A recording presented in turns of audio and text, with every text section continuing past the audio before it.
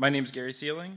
Today I'm going to talk about working on the early stage of products or projects before they have any definition. So I work as a principal software engineer for Pinnacle 21, a software company in life sciences, and I work with our product team most of my days to build new initiatives. So for this talk, I made images with the visual metaphors I use to help think through my work with the help of the Midjourney AI, which I've depicted here as a cute little robot. And I also want to give a shout out to ChatGPT as a writing and brainstorming partner on this. So working on new things sounds exciting, and I found that a lot of engineers get frustrated with the lack of definition that you get from the team that you're working with at this stage. So you kind of need to think about where you are and where you're headed. And I like this image because the AI has generated some lanes that don't even go anywhere. So you really want to make sure you're on the right one. Often there's hidden unknowns between you and whatever answers that you're seeking. And so I think of the starting position as kind of standing in the dark. And if you were in this position and you're outside at night, you would hopefully have a flashlight, shine it around. Maybe you might find some shortcuts to where you want to go, or you might also find some hazards. In a software project, for me, this means asking lots of questions. Sometimes these feel like dumb or obvious questions, but they give you kind of a lay of the land for where you're at. So one of the tactics that you can think about is getting a sense for scale. So sometimes the asks that are given to us are smaller than we're accustomed to, and it's important to make sure that we're building something at the right size. So scale could be, users, what's the biggest files we're talking about. Obviously it could be large as well, and one thing that you can really see from these two images is that this isn't just larger, it's an entirely different kind of building. And of course, we want to make sure we're building something that solves the right kind of high-level requirements.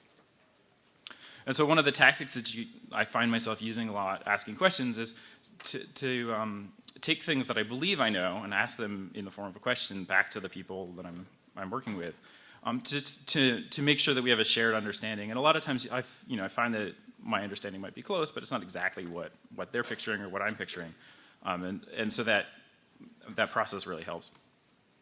One of the things that's important here, I think, as you're asking questions, is if you don't get straight answers about stuff or you feel like something just doesn't make sense, to hold on to that feeling and to keep asking those questions as you're working with people until you really get some straight answers. Because if you start a project and you don't know why you're building it, then a lot of times those projects end poorly. Once you have a sense for where you are, you need to have some sort of sense for where you're going. And so working with a product team, a lot of times what that means is that you're building a prototype that validates some sort of key risks to make sure that the thing that has been asked can actually be built. And so thinking about risks, if you imagined yourself on like a busy highway and you had a team in this metaphor, you want to make sure you get off at the right exit. Otherwise, if you miss your exit, you go a long way in the wrong direction, and with a software team, that can be pretty expensive. So the way that I think about building prototypes is you want to think, how do I get from my starting point to this ending point that I want to validate, building just enough pieces along the way to build the connections between me and the end. And so that may mean that you're not building a complete solution, but you're building something that works end to end. So that might mean in a software project, building something that can be deployed and seen by the people that you want to work with, but with less functionality. And a skill that you have to develop as an engineer here is to make sure that you're working really hard to aggressively drop scope so that you can actually get to where you want to go. Once you've arrived at your destination and have completed some sort of prototype, you start to move into a phase where you're thinking about what is the actual design of the solution that you're building. And at least in my work, a lot of this means passing some of the information that you've learned along to a team that's going to build something out more robustly. And so passing that information on is a tricky and important piece of this process. So I think of the software design at this stage as kind of like drawing a sketch. Here you can see we've got a weirdly drawn sketch by the AI of a cat jumping, and maybe something that looks kind of like a final drawing.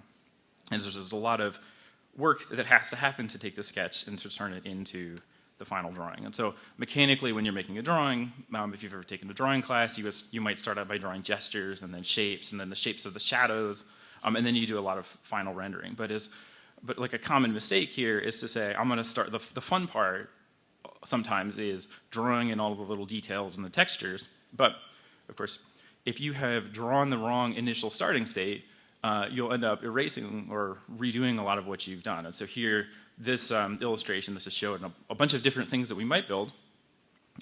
Probably only one of them is the exact thing that we actually want to do. And you can see, having used the AI, it's drawn some cats with, the wrong numbers of legs and, things in the wrong places. So if you take this to a software project, there's a bunch of stuff we don't want to do here.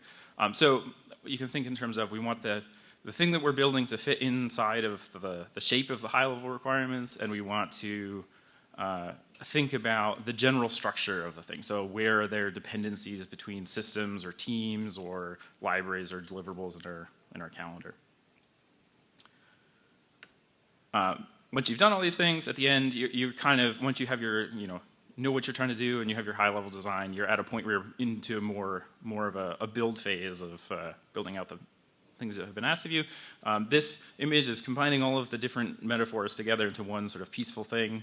I hope for everyone that your projects are as peaceful as this image looks. So, hope this helps, and feel free to hit me up later if you have questions.